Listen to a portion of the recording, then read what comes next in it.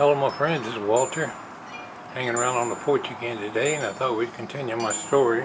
Part 2, we'll call it something like hanging around the refrigerator. If you'll remember in part 1, I'm coming home from the Navy, looking forward to getting a job somewhere, and quite concerned about it. I don't know how many of y'all have been watching the World Series here on TV lately. It's been a pretty good series so far. Kansas City Royals and the Minnesota Twins. I don't watch a lot of baseball during the year, but I usually try to catch the World Series. And now on with my story. Here's part 2. After having had a short layover in Chattanooga, I was on yet another bus and headed into the Blue Ridge Mountains. Home for a good many years had been on Jasmine Street in Eau Gallie, Florida.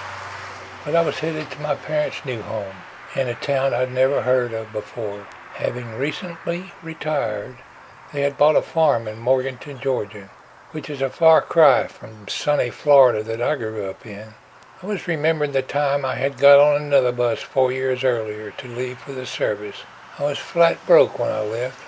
As I got on the bus, my father handed me a $5 bill and said, "Here, son, don't spend it all in one place." It, by the way, rapidly depleted 10 minutes after I got to the airport in Jacksonville, Florida. As daylight broke, I found myself looking out the window at lots of woods and mountains, curved highways that looped back and forth and seemed to go nowhere. I sat thinking, oh yeah, I got one terrific future ahead of me here. There are no houses, no towns. I just bet there's jobs here to be had. Must be a job behind every one of these trees. Well, I guess there must be a job chopping down some of these trees anyway. What in the world have I got myself into?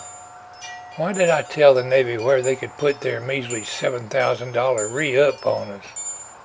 At least I'm coming home alive. A lot of the guys didn't make it back, especially those who were drafted and sent straight to Vietnam. It's a good thing I joined instead of accepting that dang draft notice they sent me from the Army. My train of self-pity thoughts were interrupted by the voice of the bus driver speaking to me. "Time to get off this bus, sailor." Looking round, I realized we had arrived at a small town. "Is this Blue Ridge, Georgia?" I asked him. "Nope," he said. "This is Murphy, North Carolina. You will switch to another bus to take you there from here," he replied. I got off the bus, and after having found out when I would arrive in Blue Ridge, I got on the payphone and called the phone number I had scribbled on a small piece of paper in my jumper pocket. My mother, Helen, answered the phone. I don't care to get into the specifics of why I always referred to her as Helen.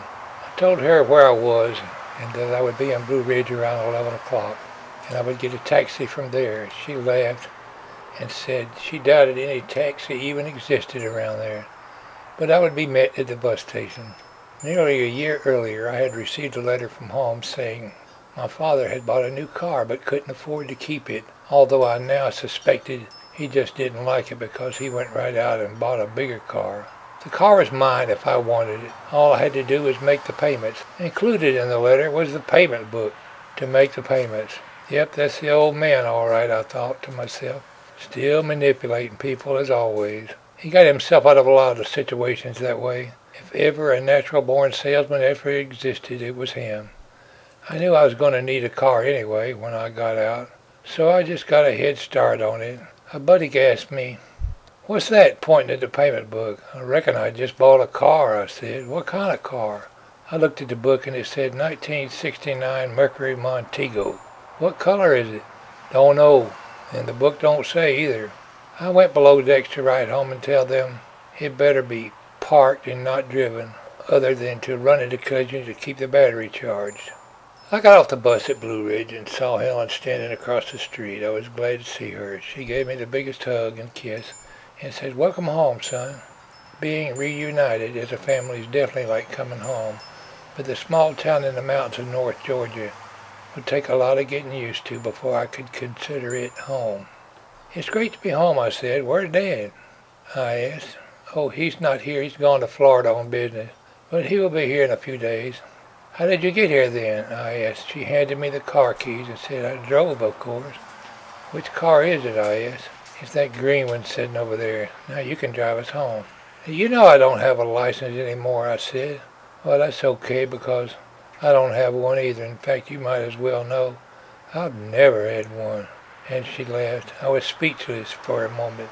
She had been driving for years.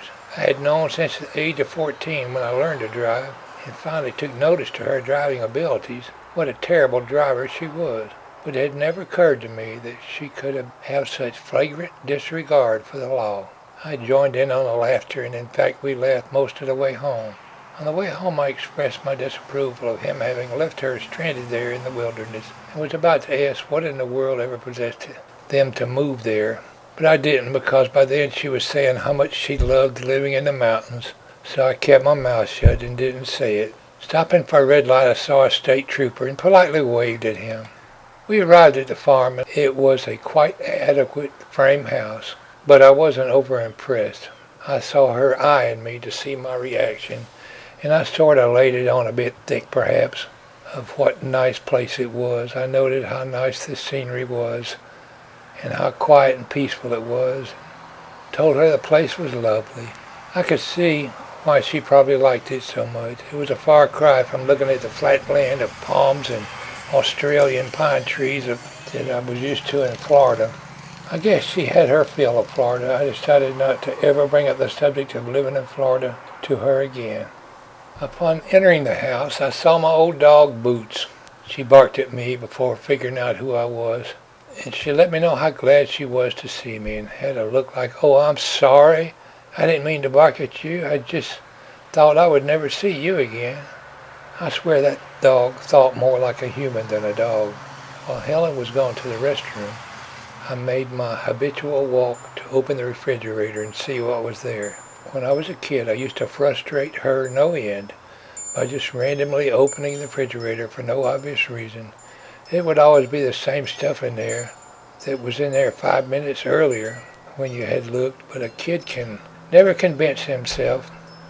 Perhaps some magical power had produced some tasty delight in there, just waiting to be found. Soon a kid learns to have an instant answer ready. "What are you doing in the refrigerator?" "Oh, I'm just getting a drink of water." And occasionally I would use a more moronic answer like, "I'm just looking to see if the light bulb is working." Now that I'm older, and I think the reason I did it was because it felt good to get cooled off by the cold oozing out of the refrigerator. You always doubled up on refrigerator chips in the summertime.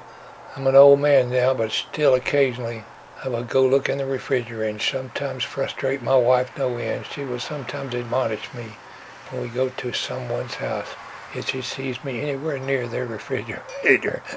Not that I'd ever do that. I just wanted to see if the light bulb is working. As soon as I opened the refrigerator, I noticed something I had never seen in my past refrigerator visits. There was nothing there. It quickly dawned on me that the cupboard was bare. They had no food. Oh, there may have been a few staples in there, but there was no food. I closed the door and returned to the living room. My mother was coming out of the bathroom. She knew me pretty well, and I'm sure she had deducted that I had looked in the refrigerator, because she spoke up and said, "Your dad's retirement check hasn't started coming in yet. That's why he's going to Florida." I said, "Make a grocery list. We're going to the store." She protested, but I put my foot down and insisted. 30 minutes later, we were pulling into the grocery store. And as we entered, who should I pass coming out? It was the state trooper I had waved at earlier the afternoon. So I waved at him politely again. Going through the store, she noticed I was putting a lot more things in the buggy than she had on her list. Her protests went ignored, though, and soon the buggy was full. I think the bill came to a little over $100, which these days might feed a family for 2 days. But in 1969, it was a fair amount of groceries. She was worried about how much I had spent. But this time I prevailed. "Your dad will pay you back," she said. "No, I won't hear of it. In fact, don't even tell him we went shopping," I said. For supper that night, she made me something I hadn't had in a long time. We ate high on the hog. I gorged myself on fried salt pork and gravy and biscuits. Later that evening, as we sat watching TV, I got up and went to look in the refrigerator. "Do you want a glass of water?" I said. I really didn't want any water.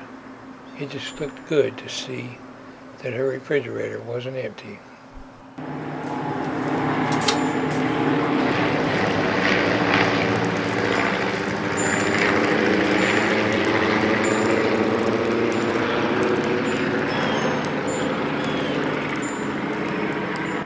That concludes chapter 2. Thanks for listening.